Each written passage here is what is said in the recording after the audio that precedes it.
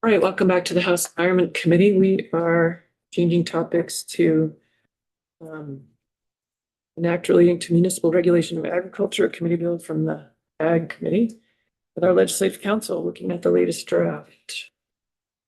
Welcome, Ellen. Ellen Tchaikovsky, Office of Legislative Counsel. Draft request number 26-772 is the House Agriculture's Committee Bill on municipal regulation of agriculture, so zoning related to farming. Since I was last year, I believe there's only been a couple small changes, which are highlighted in yellow. Can you just pause for 1 second? That's so interesting because you said zoning is related to agriculture. And yesterday during testimony, it was just stood out to me that certain things are regulated by ordinance. But zoning is an ordinance. And they were sort of drawing a distinction between the two. Is there a distinction? Yes. It's a zoning ordinance. It's not a zoning ordinance, it's a zoning bylaw. Bylaw.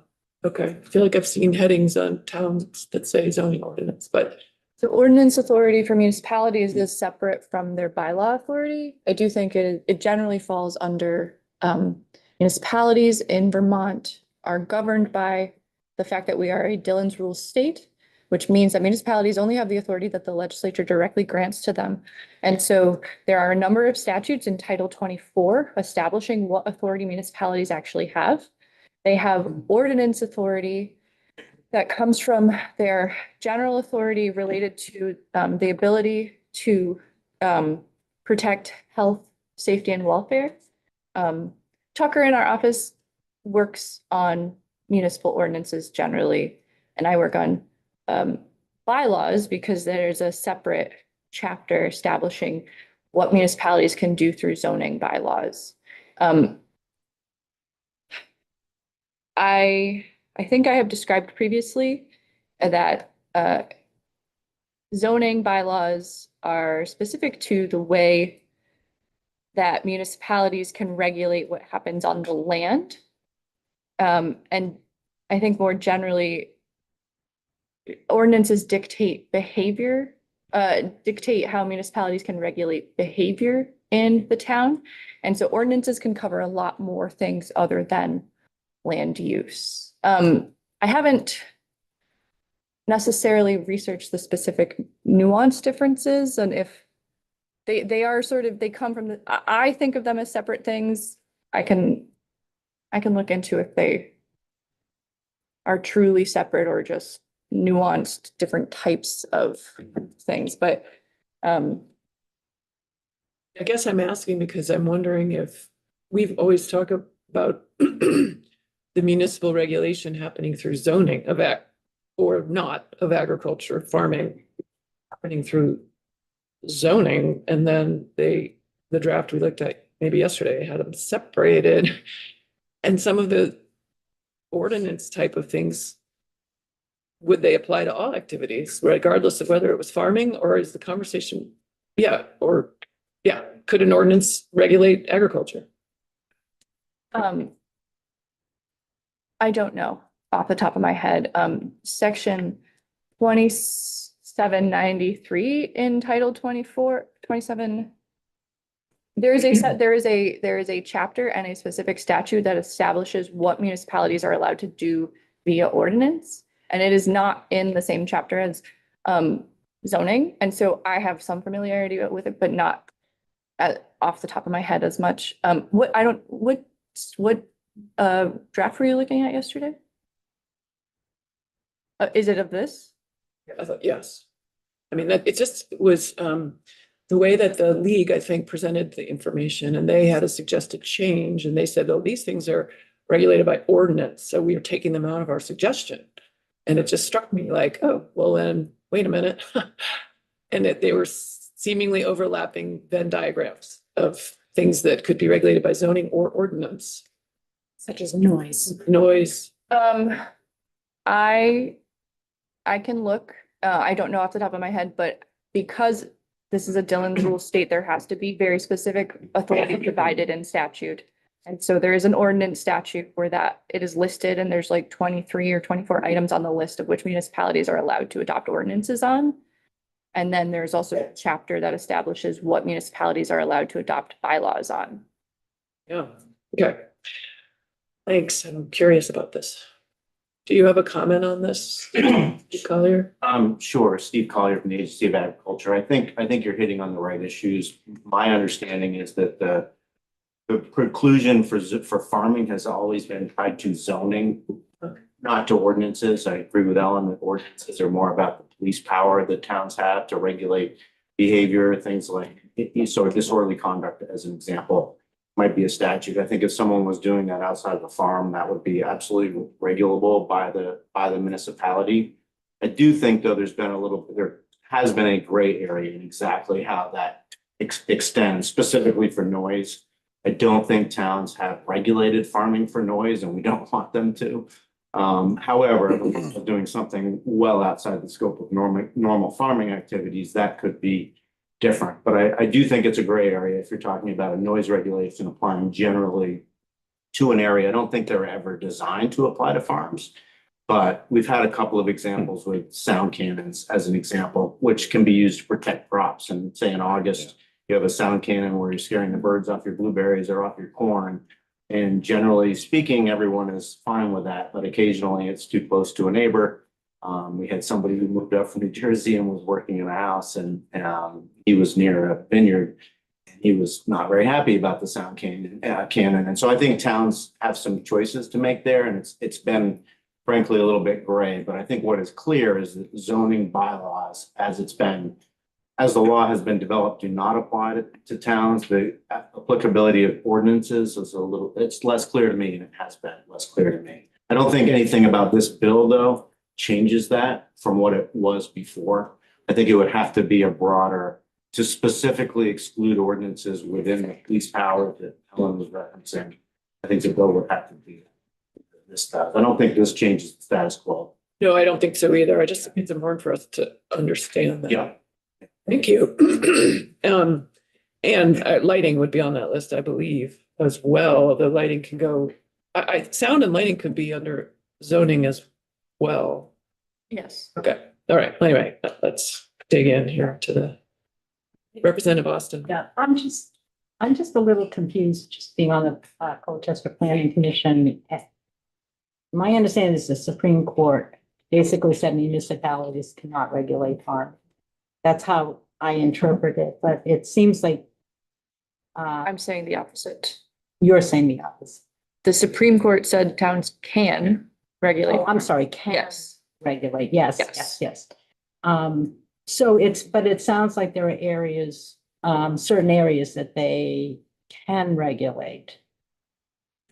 Right? Municipalities can regulate certain areas of farming. So that's where I'm a little confused, because it seems like that's what we're talking about, in terms of noise or smells or. Maybe you're conflating the fact that we're looking at a bill that is trying to clarify that, and so we could dig into it. Yeah, so Said until, one thing. yes, until last year, understanding was that towns could not regulate farming through their zoning. The Supreme Court changed Right. that the interpretation of that and said that towns cannot regulate the agricultural practices on farms. This bill seeks to restore the municipal, this bill seeks to go back to how it was before the Supreme Court made that decision, where towns largely cannot regulate farms through their zoning, with a couple of caveats in this bill. There is a different proposal in the Senate to do that. And so the legislature is looking at to what extent should municipalities have authority to regulate farming through their zoning. So section 1 is an intent section, and that hasn't changed. It's acknowledging the Supreme Court's decision, and that the General Assembly is seeking to clarify the authority for municipalities.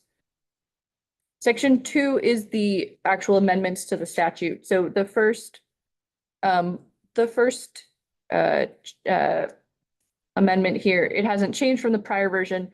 It still says that a bylaw under this chapter shall not regulate farming that meets the minimum threshold criteria for the required agricultural practices rule, and is therefore required to comply with the required agricultural practices rule.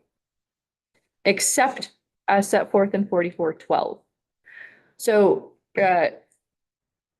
and then subsection B is saying the construction of a farm structure that is authorized under the RAP rule, except as under 4412. So with leaving out the 4412, which we'll get to in a minute, this language is seeking to put back what was previously understood as the municipality's lack of authority. They couldn't use a bylaw to regulate farming that is governed by the RAP rule, including the construction of farm structures that are governed by the RAP rule.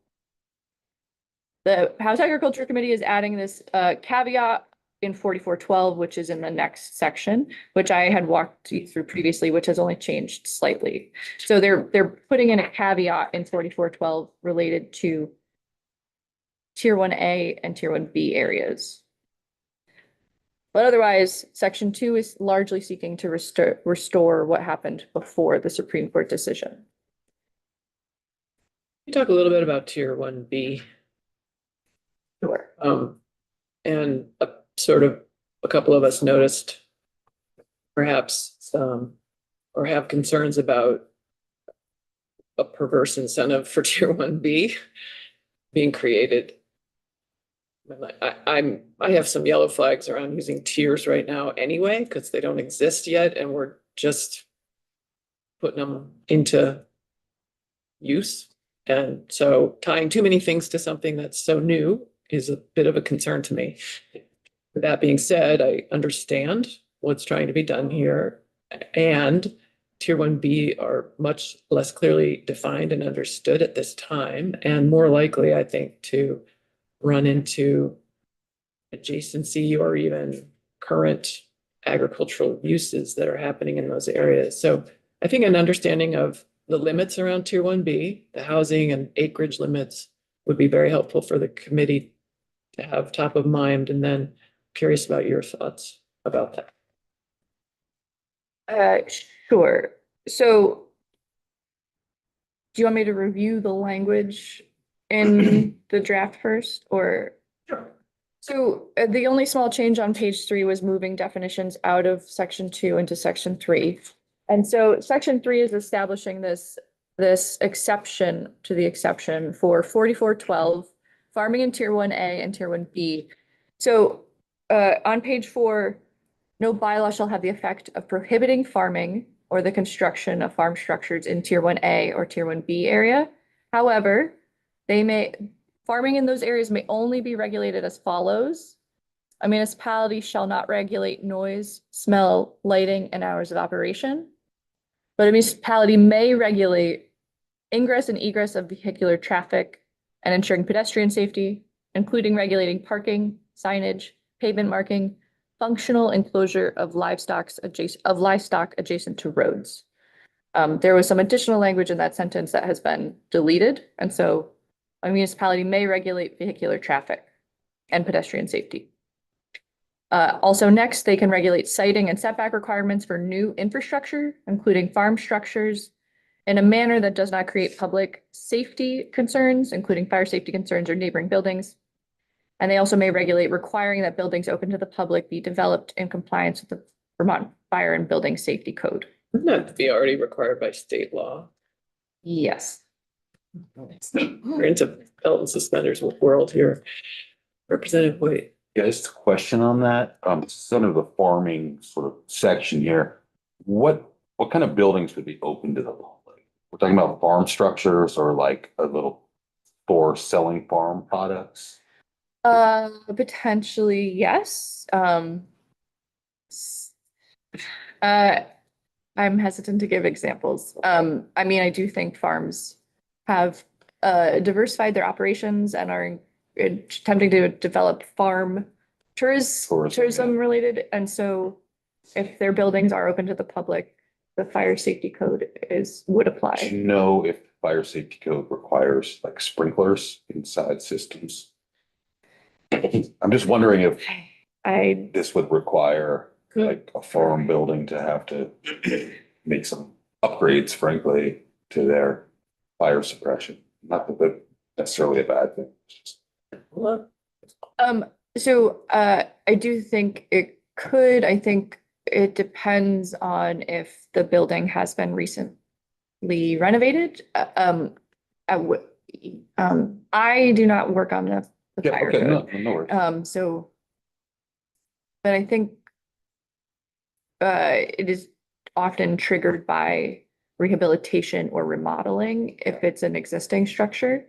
So I think potentially there are maybe cases where it wouldn't be triggered because the building it pre-exists the code. And can you give us a couple of examples? No, I don't think I can, but you could, maybe Steve could, I don't know.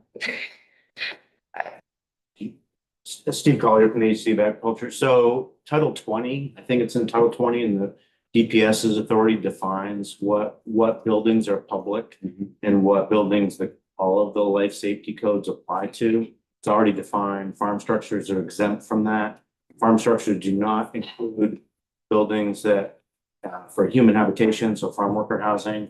And they also do not include buildings that are open to the public, which I think is the same definition. I don't remember exactly how open to the public is defined because we don't regulate the buildings that are subject to the fire life safety code, but certainly an accessory on farm business that was a store essentially, that was, permissible as an accessory on farm business, but was regulated open to the public. I think a building like that would be currently subject to life safety codes.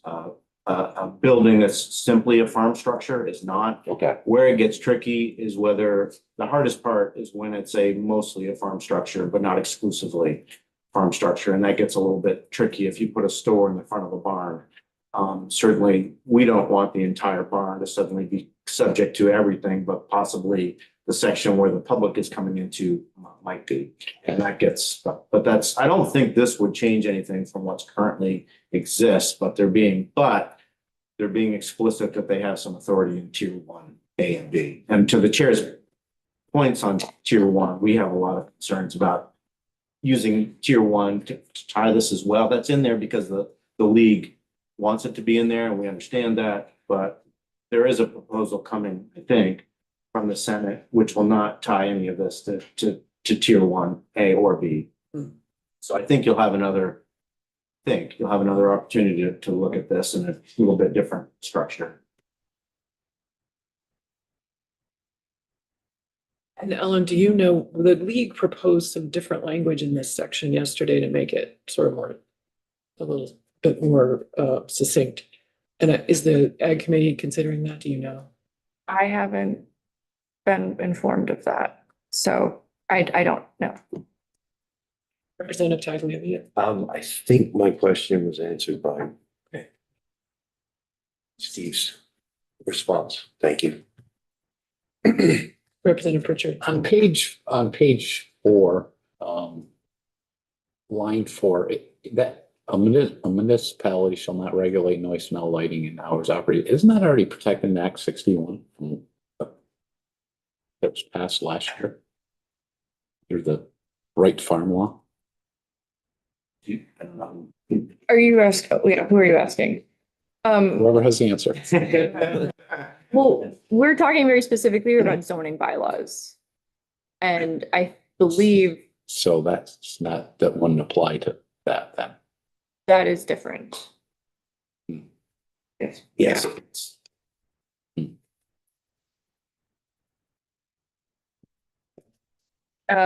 So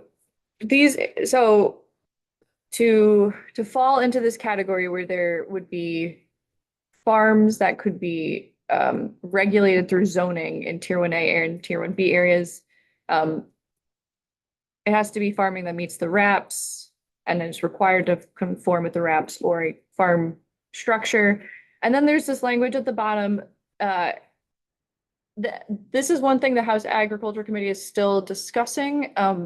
They may be changing it. So, but it's a sort of a grandfather provision. So a parcel where farming is taking place, has taken place prior to July 1, 2026, that has been conserved for agricultural purposes, or farm structures built prior to 2026 shall be exempt from municipal regulation. So existing farms that or areas that have been farmed or are conserved for farming in the tier areas are exempt from municipal regulations under this proposal. Representative Hoyt. Yeah, I mean, just looking at that. Farming is taking place prior to July 1. Isn't that like an exception that like swallows the whole? Because like, the house I grew up on wasn't a farm, but 50 years before it had been used for farm. I mean, I think you're probably gonna see a lot of land like that in Vermont. So I just wonder if there was consideration to saying like, farming hasn't taken place in the prior 20 years or something like that. Just because, I mean, read literally, I mean, there were a lot of farms in Vermont, and a lot of land that would have had farming take place on it at some point in its history. So, I Yes. mean, that's just a question of whether that just would make everything exempt ultimately, Yes, so House Agriculture, is it yesterday? Tuesday? The last time I was in House Agriculture, we discussed this exact issue Okay. of how far back, and that's why they are considering taking out or changing the prior to 2026. And they went back and forth between, does it have to be taking place now Mhm. or 2020, prior to 2026? They have been discussing that, and I'm going there in 2 hours, Yeah. and I think they're considering a change to related to that issue, but Gotcha. I don't know at the moment where they have landed. Yeah. To follow on with Representative Hoyt's question, how does that wording not exempt the reason for the Supreme Court decision? The one location or import, it, I think, spurred this whole Oh, Essex. decision, as wouldn't this exempt that exact operation? Potentially, yes. They've already been municipally regulated out of business. It's my understanding. Or like, Yeah. because towns can regulate agriculture right now. Representative Austin. Yeah, so if a town or a municipality doesn't buy into tier 1A or B, what regulations do they have to follow? Their zoning bylaws could not regulate farms that are regulated under the RAP rule.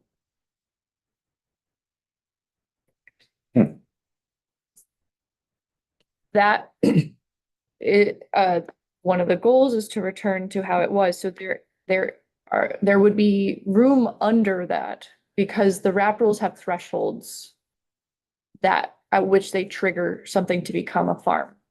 And so one example I know, because there are a number of different thresholds, and this is not my expertise, but the goats example. So you become a goat farm at having 15 goats. If you have 14 goats, you are not regulated under the RAP rule. And so towns would have authority potentially there. Or if you had 15 goats that weren't selling anything, would they also then therefore are you automatically a farm whether you're selling it or not if you have 15 goats? I believe so. I don't think there's a dollar amount associated with that one. Yeah, that's the acreage and the. If you have 4 contiguous acres and you have a specified number of animals, then you are covered by the REPs. If you had 1 acre and 14 goats, or 15 goats, you're still regulated by the town, possibly. Under the current framework, if you had $2,000 in sales or filed the Schedule F, then even if you had 1 acre, 14 goats, still covered under the REP. Does that include goat pairs? That's a CAFO rule thing. Happily, I don't. Inside joke. You guys have fun here. Additionally, there is also further language on page 5 related to this. So still under that, towns can be less restrictive in tier 1A areas if they want to be. There's some definitions of farm structure, food and poultry. And then there's this other concept, which I had talked to you briefly about last time, which is no bylaw shall have the effect of prohibiting cultivation or other use of land for growing plants for food or personal use, donation, or sale, including orchard crops, viticultural crops, and for maple sap, or the raising and feeding of management of poultry, excluding roosters for personal use, donation, or sale. So the Agriculture Committee is also interested in this other provision that says they cannot fully prohibit cultivation of food and poultry on land. But they will allow, towns are allowed to exclude roosters and potentially other livestock. Go, guys.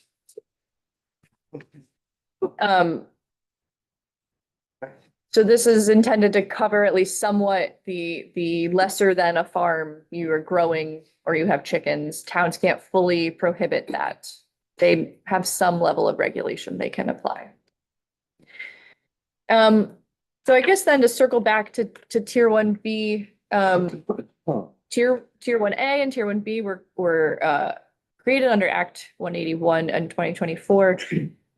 In order to determine those areas, the regional planning commissions and the municipalities are undergoing planning process right now to identify the areas that would qualify for tier 1A or tier 1B.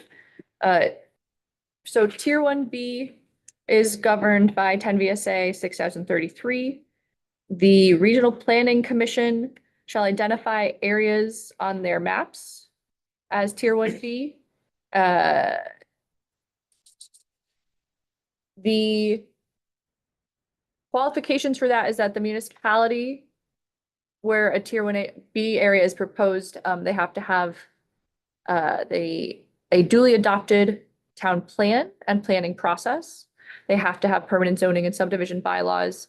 They cannot include in that area identified flood hazard areas and fluvial erosion areas unless they have pre-existing development on that area and it's suitable for infill development as identified in the river corridor rule. The municipality has to have water supply, wastewater infrastructure, or soils that can accommodate a community system. And the municipality has to have staff that operates their zoning program. And if those qualifications are met, the Land Use Review Board, as part of the regional plan review, can approve those areas in a municipality. Those areas in the municipality are then eligible for the exemption under 6081Z, which allows for up to 50 units of housing per project, projects with up to 50 units of housing to be exempt from Act 250 in those areas. Isn't there an acreage limit? There is. Yeah, it's 10 acres? Yes. Yes. So it's 50 units or fewer of housing on a tract or tract of land involving 10 acres or less, or for mixed use development also with 50 units or less on 10 acres. So areas that qualify as tier 1A, the municipality has to apply for themselves, and there's a lot more zoning requirements required for those areas, and municipalities that achieve that area status, there's a full Act 250 exemption in that area, and the municipality has to be taking over they have to have their municipal land use permit process in place and take over Act 250 permit conditions into the municipal permits after that status is granted, and they start reviewing municipal projects. And 1B is opt-in though, towns apply, they have to. Correct. Towns have to ask the regional plan to include those areas on their maps. And then also with tier 1A, towns have to affirmatively apply. So in both cases, towns have to be invested and request those things. Okay. Representative Chapin. So the two questions, first is pretty narrow. I'm wondering if either of you, I'm thinking maybe Steve, you have this, is some kind of a graphic or chart that shows when you're under the wraps with the acreage and the just some do you guys have something that illustrates that sort of clearly around numbers of animals and, or is it just in writing? I can't think of a graph that we have, but it's really as simple as 4 contiguous acres and you're either growing food or you have a specified number, growing food for sale, or you have 4 contiguous acres and a specified number of animals, or you're a commercial farm. And if you're a commercial farm, that's defined as at least $2,000 in average annual sales of products or a Schedule F. So we could put it in a chart, but that's Figured you probably had it well illustrated somewhere on. well, we may, I don't go on our website. Right, I was just, if it was easily Yeah. accessible, that would have been. Yeah. what I was looking for. Just to maybe return then, Ellen, to the tier 1B and tier 1A, but tier 1A seems much clearer. I asked this yesterday of the folks from LURB, and I want to ask you just about unintended consequences of utilizing. So A, is there any history of us using Act 250 designations for other program, like other areas of statute like this? Would this be sort of the first time in Act 250? No, now we're sort of switching the way. Proxy, like a. Yeah. Yes, is this the first time we'd be using Act 250 in this way? No, but I do think Act 181 was an attempt to unify those other references because, like, for example, previously there were housing exemptions for areas that were designated for tax credits. And that's sort of how we got to priority housing projects because. Those are exemptions for Act 250. Yes, but they were based on qualifications and other programs. So, I mean, Using those other programs for Act 250. Maybe I'm misunderstanding you, but I think in this case, we're using an Act 250 language. oh, well, we've never had Act 250 areas before. Right, so the previous way we were managing Act 250, this feels really different, and this is the first time we'd be using these tiers in this way, and they're not yet defined. So I guess really I'm trying to get to, what do you think the potential unintended consequences are that we should be aware of using particularly 1B that hasn't even been defined yet? As my concern is, what if we're incentivizing towns to become 1B under Act 250 because they want to be able to have zoning bylaws that affect agriculture? Is there an unintended, can you imagine some unintended consequences of that?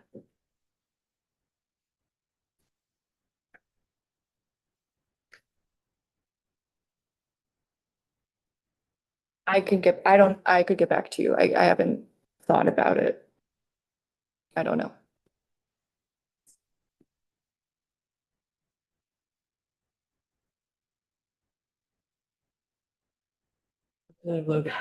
Thank you. Do we know if the committee took testimony from agricultural advocacy organizations like NOPA or Rural Vermont or? Oh, yes. Yes, Yes, they did. okay. Yeah. I mean, that's how we drew our witness list. We sort of went back to see who they heard from and invited. Right. The I'm still like, because I feel like that is who we should be asking about those kinds of implications. And that didn't come through clearly to me.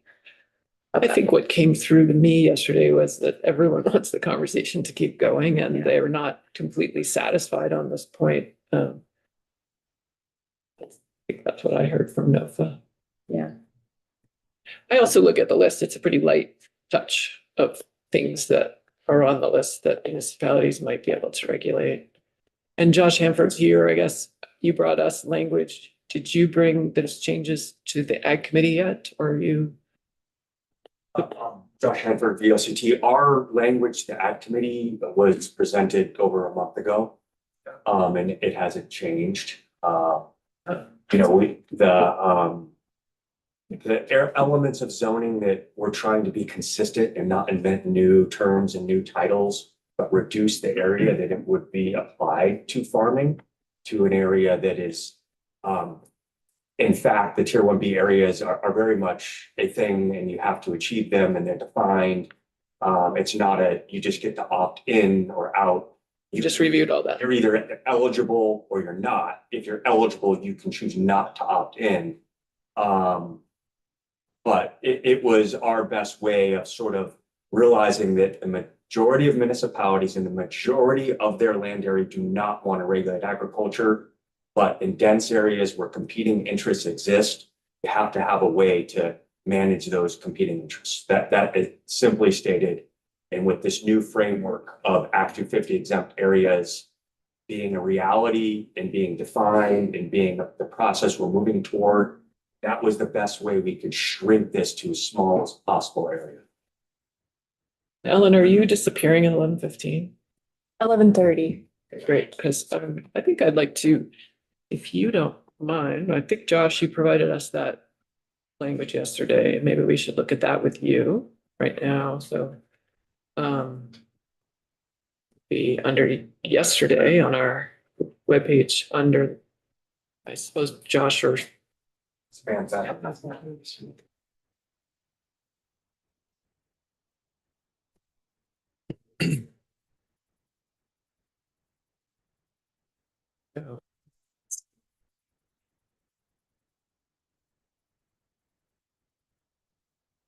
The suggested changes are on slide 5. Start on slide 5.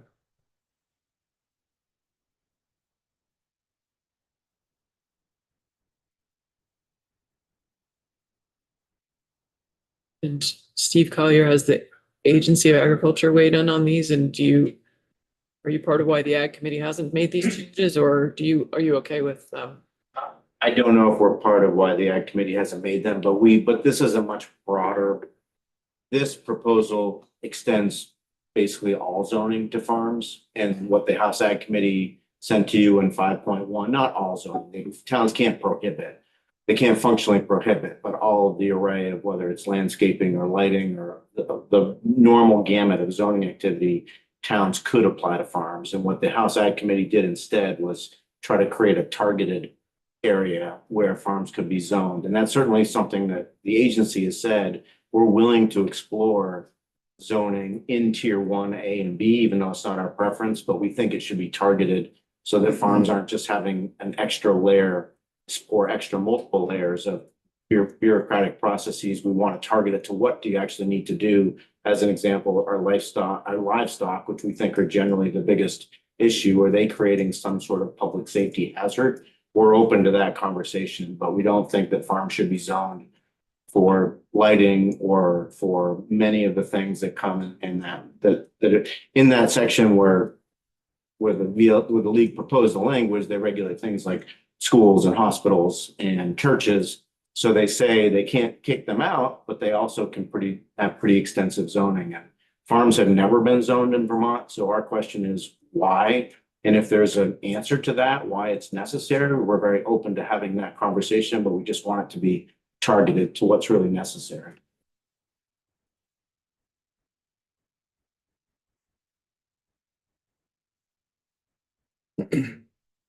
Representative Chapin. Just on going back to the current draft on page 4, lines 13, 14 about the fire and building safety codes. I'm hearing it's sort of duplicative. And I also, when I see it here, it makes me concerned about whether it's a typical grandfathering or, other things that might be wrapped into an appropriate way to implement those fire and building safety codes might be missed by including this under the zoning. I guess I would love to get rid of that. And would that cause any concerns for any of the stakeholders in the room, since it seems like buildings are already held, public use buildings are already held to those. If you want, not from our perspective, but I don't think this language is ready for prime time. I don't think it's ready to actually become law. So I don't know how wedded the House Agriculture Committee is to that, why they put that in there exactly. And so our preference and what we've been saying to both the league and also to the farm organizations is let's keep talking. And so I don't think I would not recommend this draft be passed into law, but we would encourage you to support it so that the House Agriculture Committee, which I really think is trying to bring in everyone's interests as best as possible, and I don't think anyone thinks this conversation is over. So not opposed to it, but I think the bigger picture is let's please try to keep getting this right. I would agree. I think there's maybe some unnecessary language there. I'm not, fire safety should talk about that. I think what the committee is responding to is probably from VLCT, they heard legitimate concerns around certain activities and, fire safety, and they probably just were trying to accommodate that. But I would agree very much with Steve that this language hasn't been vetted by all the parties to see if it's necessary to get it or undoes something that already exists or solves a problem that doesn't exist. From the league's perspective, you feel like public use of farm buildings is already adequately addressed by current Vermont fire and building safety codes? My limited understanding is different types of farming operations that invite the public in to use those spaces and see those spaces have different standards, in fact, are regulated. And so it's, what is not captured, I can't define it, but that's my understanding.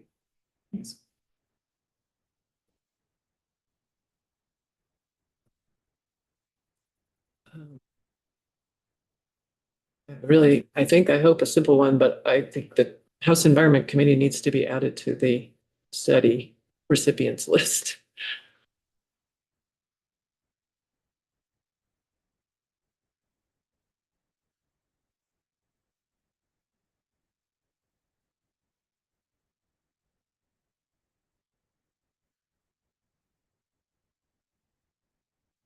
Folks have further questions for Ellen or thoughts on recommendations?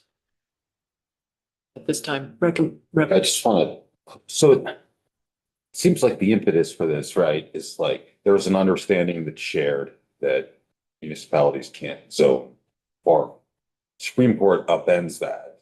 So part of the goal is to go back to the prior understanding. But this doesn't really go back to that, right? It's like a new understanding where they can't do it except they're allowed to do it for certain tiers, for certain activities, right? So it's not just restoring the status quo ante, it's something different. It is something Okay. different. I do think the House Agriculture Committee is responding to this idea that there are new areas being created where you are encouraging development whole scale in Tier 1A, but then the construction of housing in Tier 1B. Mhm. And areas where housing is going to be more rapidly developed may have conflicts with farms, as that Supreme Court case illustrated. So I think they are responding to that, and I think it is fairly narrow, Mhm. not a full. narrow, but still unable to respond to the actual concerns of the neighbors.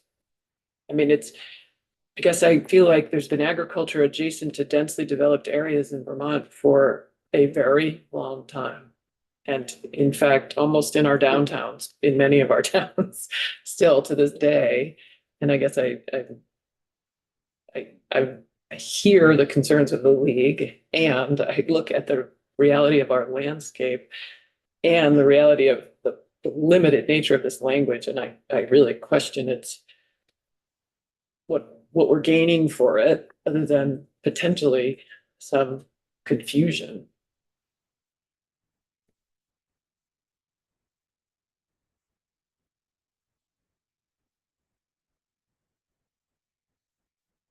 Representative North. And, not but, given what Representative White brought up, the upending of the current understanding of things, we have to do something, I think.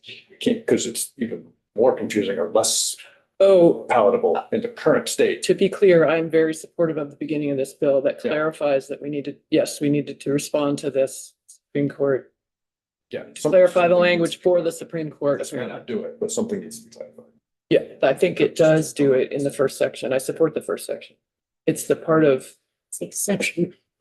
it's the part that we all acknowledge needs further conversation, that I'm having the need for further conversation. Devil's no details. So Representative Chapin, I want to partially respond to your question about unintended consequences. So I did kind of come into this bill late. And I had raised the question with House Ag about areas that are already conserved for agricultural purposes in these areas. And so I had proposed that because we don't yet know what the tier areas are. There may be parcels that have already been conserved for agricultural purposes. And then if the municipality has the ability to either zone them out or diminish the ability for agriculture to actually take place on that parcel. And that is why that was included in one of the exemptions. Thank you. Very interesting. Yeah. I mean, and I'm actually going to, I think it was a case in Randolph with primary ag soils. And part of, I think, the intention of all of the people having this conversation is that you can have dense development adjacent to a wonderful food producing area that the neighborhood is actually supportive of or actually even engaged in. And I think be supportive of many Vermont communities' values and visions, you know, for their residents. So I want to be really careful when we meddle in that here. Representative Chapin. I was just curious if any of you know if the Ag Committee, within the Ag Committee's conversations, if there's been consideration of just doing the first piece of restoring the ag may not be regulated by municipal bylaws or zoning bylaws, and let's sit down and have a conversation, a working group around where could we do something in tier 1A and or tier 1B that was different, or utilizing something other than the Act 250 designation. So I guess I'm just curious if that conversation has transpired. If you want, I can help. Yes, it has extensively in both the Senate Ag Committee and the House Ag Committee. And the first impulse was to go back to right where we were, which is the easiest thing to do.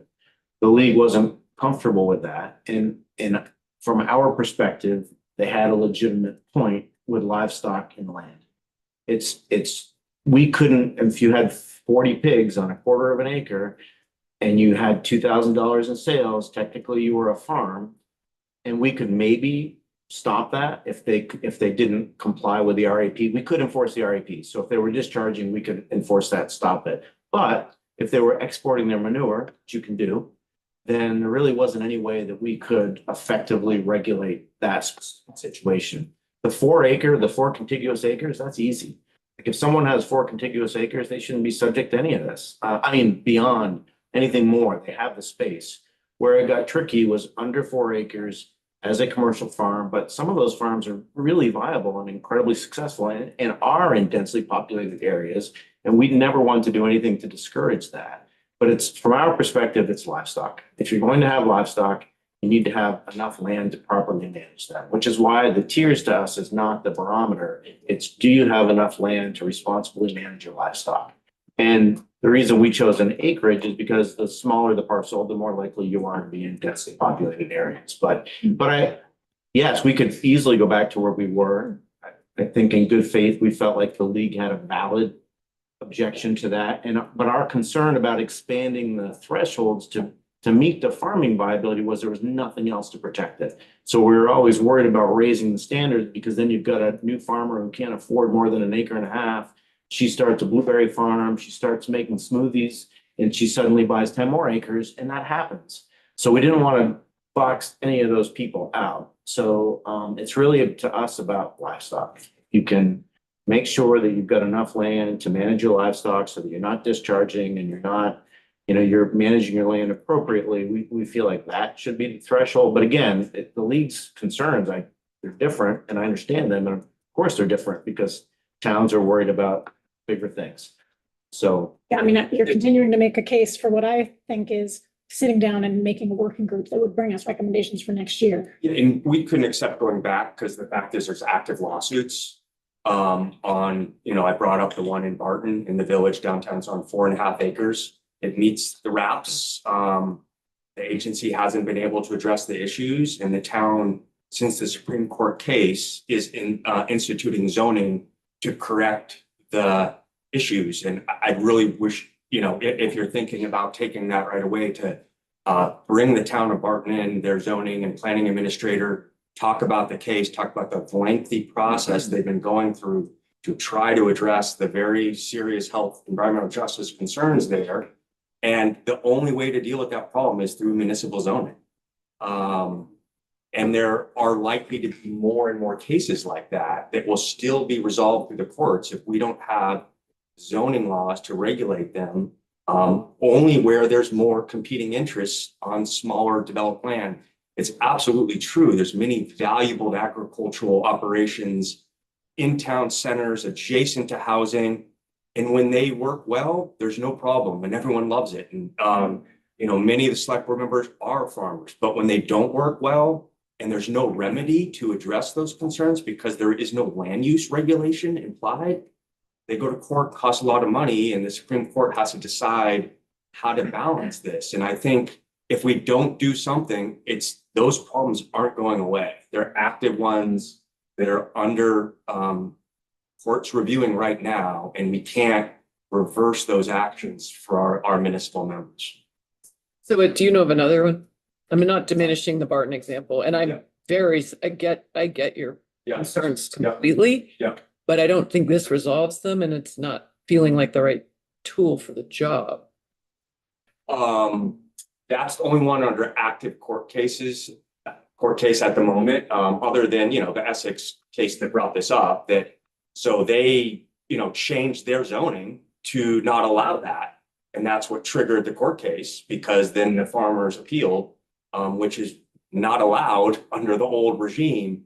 And so when there's these conflicts that can't be addressed through agencies means, mediation, through other examples, what you have left is local zoning and bylaw to address it.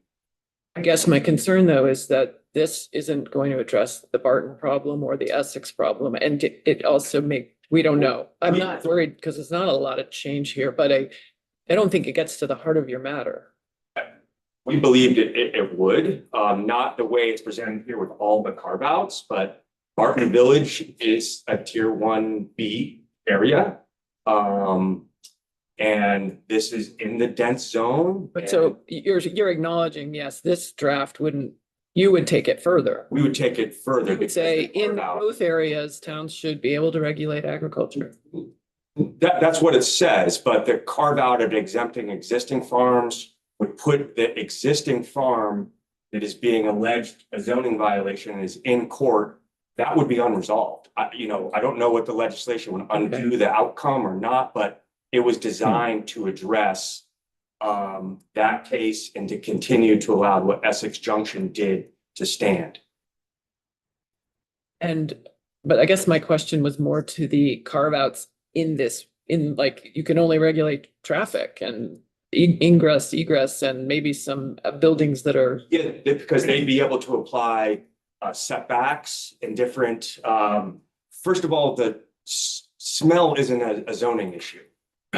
So that wouldn't be addressed through zoning. That's an ordinance issue, which any municipality has a right to have ordinance law. So how come towns are not using that tool? It's very hard to enforce an outcome with smell is my understanding, just like it is noise. But on that farm case, this is why, the zoning administrator that's taking this action in Barton would be best to describe the court case and how they're remedying it. But they're applying setbacks. They're applying other conditions to keep the neighbors around them safe and feel that it's addressing the concern of the pigs that are escaping, requiring fencing and some shading and some setbacks that are close to the elderly senior housing project that is being impacted. Those are the elements that will reduce the conflicts, not say that the farm has to leave. You feel like this would give other towns that tool? Yes. This language we're looking at. This language, we're suggesting reducing and dialing it back, but our original language we presented would give our municipalities the tools, should they choose to use them, to address situations. It's not a mandate. This isn't, you have to go through a process, establish new zone, like many will choose not to. But when a conflict arises that has your residents and taxpayers at the select board meeting every couple of weeks complaining and clamoring that they can't address it, this gives them a tool to try to address it. I think Senator Morley, who is the village manager, would be happy to talk about this situation as well. It's not a clear silver bullet solution to any of these problems, and it's best to work out. And that's what part of the study in here is to maybe find a way to minimize this, have a standard model zoning that would try to keep it consistent so that there wasn't different rules, so that farmers could understand if a town chooses it, this is the zoning that will be in effect. So it's not different. We're definitely want to do that and don't want to have an impact on farms that is undue, unjust. But when conflicts arise, the municipal level is usually where those things are first dealt with, and taking that authority away has been a problem, not often, but has been, hence the court case, and is currently a problem in at least one municipality. And perhaps others, we believe that these areas are required to have 20 units per acre of housing. That's going to create more density near potential agriculture operations that both parties would benefit knowing what the rules are before investments are made and conflicts arise. Do you feel like the study group in here I'm just skimming through the study group. It's pretty sprawling there.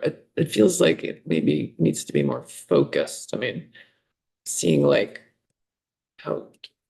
addressing how municipal regulations have affected or could affect regional food security, farm succession, establishing. I think that was at the request of some of the farm groups that through this conversation, and Steve could give his opinion here, that have brought other concerns into this conversation other than just the one we're dealing with. Yeah. And so that's an attempt at, the way we have supported agriculture is by saying less regulations on you, right? That'll hopefully help your business model. There's other ways to do that, such as actually giving incentives to not develop prime ag soils, such as giving deference to municipal zoning that says in ag preferred areas, you can't build housing. And those aren't items that have been explored to address this problem.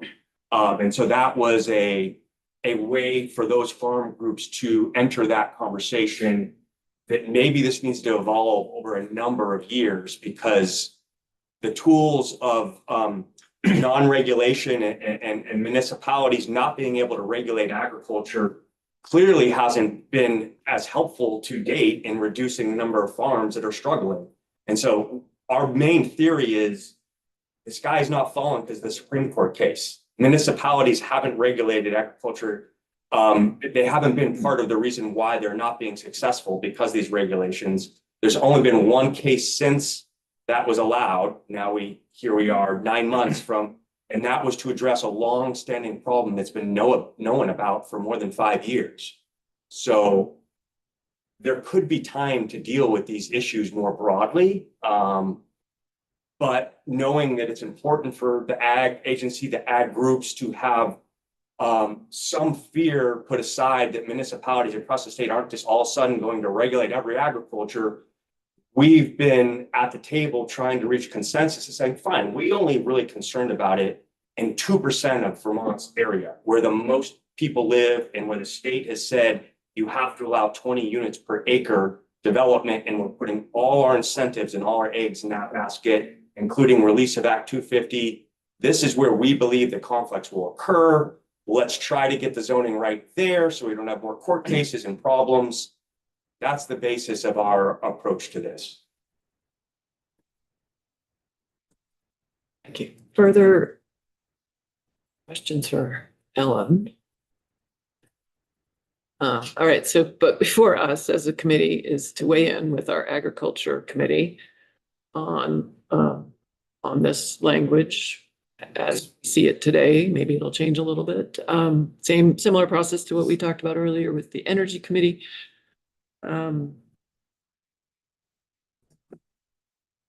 Yeah, thoughts? I let Ellen go. I think she said she had to leave. She can go if she, No, I got bumped. I think, if she wants to. Thoughts? Everyone's thinking about lunch? Representative. Yes, you know, I would hate to not move this bill because I think it's a conversation that has to happen and it's a long process. It's a process, but I don't know if it would help if we would prioritize, you know, what our concerns are, our hopes that they would be addressed. Either, I mean, it has to be in tomorrow, right? Is that, or do they have? You have to vote it out if it's gonna go. Right, and then hopefully in the Senate, they could address some of our concerns. If they take up the bill. Representative Chapin. My thoughts are we have a very long-standing history of making sure people can raise food for sale or not for sale in our state. In this piece, this understanding that got overturned with the Supreme Court case.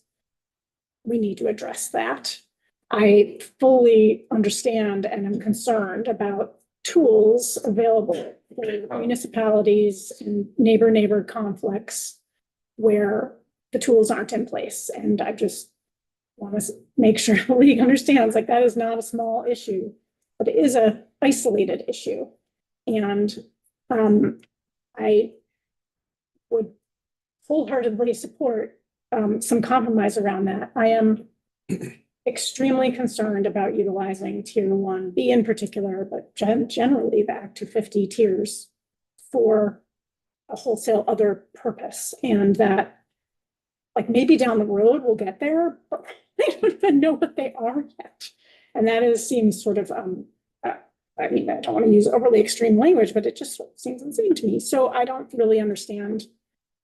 I understand why it's the first thing and could make sense, but I don't think we're in a place to do that. It feels extremely concerning to me. I'm really concerned about people's ability to grow their own sustenance. And from hunting to growing our food, like in 20, 50 years from now, we might largely be relying on that to eat. Who knows? Maybe it's 50 years down the road, maybe it's less, but it's down the road. And I just want to make sure we preserve that really adequately, both for people now and their rights to be able to raise food, and the affordability reasons that people raise their own food, and maintaining the cultural knowledge that we need to grow our own food. So I guess I'm really concerned that this bill in its current form might have some immediate implications around that. And I don't think we have enough time to address any of these issues that I just brought up with this bill in the timeframe that we need to pass it through the House. So personally, I see a potential solution to really move forward with, that first section, going back to the old understanding, and creating a process by which we get some really clear recommendations back from stakeholders and some agreement, which seems like the stakeholders are maybe even fairly close to getting to, but might take until next year to really implement something around probably zoning. So that's just where I just feel like a couple of these concerns are so large. I don't know really how to get through that with this bill. So I share much of that perspective. And I guess I'm wondering, Ellen, about other tools, because I think that I really appreciate that the two main stakeholders are here working and working this out and sharing their time with us. And that they're respecting each other's need for some sort of a line in the sand or a stake. And I guess I'm wondering about, was there a conversation about another tool that would both clarify the way it was that people agree that in the vast majority of the state we could continue, and also allow some limited appropriate municipal regulation of agriculture activities? Because that's There's been we started talking back right after the Supreme Court decision. didn't talk a lot over the summer, but had many, many meetings with VLCT and also separately with the farm organizations our agency did.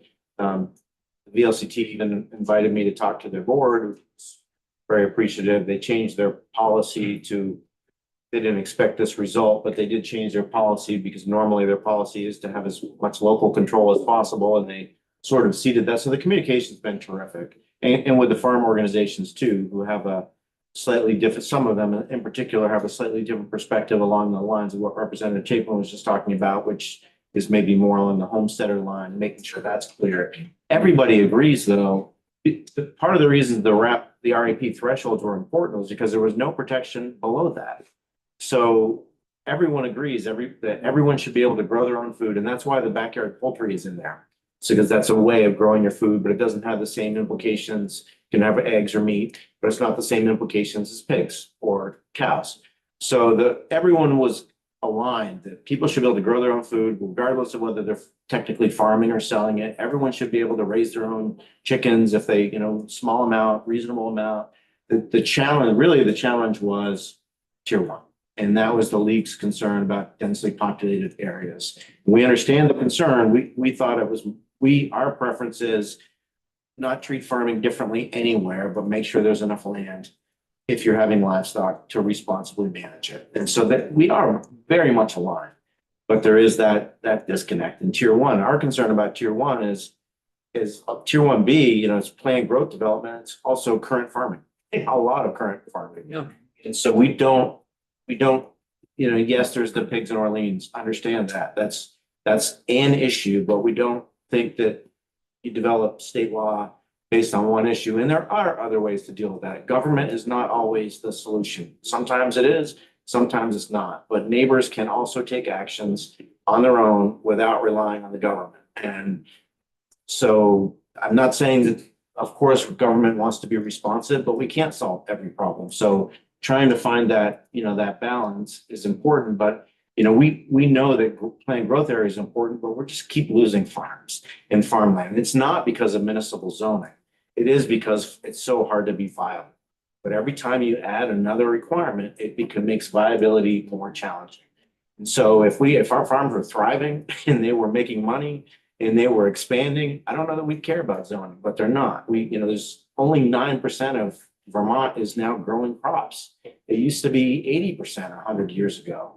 So, and that's not stopping. We continue to lose farmers and farmland. So anything we can do to try to make their obstacles fewer, we think is important. But the communication's been fantastic. I couldn't be any happier with the farm organizations as well. We're all trying really hard. It's just we're not quite there. And we wanted to come in with a consensus proposal and say, this is it. But we have some fundamental differences on a couple of things. And I would just add, the agency's original proposal was trying to get at some of the same issues we are presenting through the tier being the place we address it by the acre size and by updating the RAPs, moving the sales threshold, having an acre size.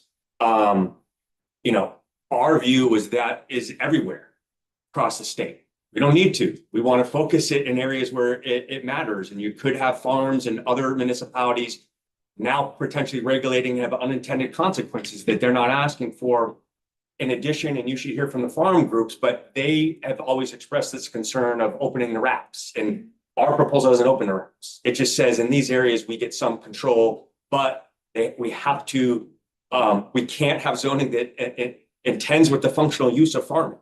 Just like all these other important institutions in the states. The first place in state law where we're moving a private action on someone's land to just as important as a hospital and a school and a church.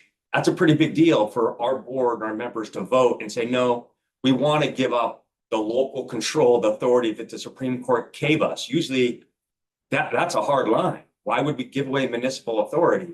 But we recognize it's not important in rural landscapes. It's only important in places where these conflicts arise. If you choose to take that opportunity, as we know, over a third of Vermont municipalities have no zoning. So this wouldn't even be something they could take advantage of. And of the tier 1B areas, maybe half won't even opt in. So you're choosing not to take the authority to have a new zoning that has some ability to control some aspects of farming. But if you choose to address the problems, then that's what we always support as the league that represents all the municipalities. But, you know, I would say Steve's proposal was trying to address the concerns that exist on some smaller parcels that are commercial farms. They meet RAP. It's $2,000 of sales, but these problems are still arising because if you're not a commercial farm, but you're doing agriculture, municipalities can regulate you now. So like the fear of the backyard, the hobby, like I don't understand because that's been in existence since there's been municipal zoning. So what we're really talking about is commercial farms that meet the definition, the municipality being able to have some limited land use regulations in areas where people live in close proximity and there's competing interests for a commercial farm. I wonder, I know that you are aware of the litigation that's current, but I mean, I'm aware of maybe one or two kind of insidious situations that are the same, where someone is practicing maybe spite agriculture because they don't like a municipal limitation that they ran into, but the neighbors don't have the resources to litigate. And so I'm wondering about an informal survey of that. I'm not saying it's a huge problem, but I know of some in Addison County, and perhaps others know in their areas. I'd say we hear of occasions from both sides, both either other landowners that are upset that someone is using agriculture to skirt zoning and they are quite upset that that's happening, and others that are using that are complaining about agriculture. Like those things happen. But we don't have any statistical survey that we can present to you. But it is a thing. It'll be more of a thing, sadly. Representative Austin. I just want to say that that's why I asked when NOFA presented their testimony, why it was compelling to me, because it seemed like they had gotten some consensus among the different groups, to agree to the bill. So, and again, I don't think it's perfect, but that was powerful testimony to me. All right, further questions or comments on this? Not seeing any for now. We will need to opine with our agriculture committee. So I encourage everyone to think about it over lunch, and after lunch, we will need to make a recommendation. Thanks, Ellen, and other stakeholders who are here for joining us. Thank you. Thanks very much. Thank you. We will adjourn for lunch.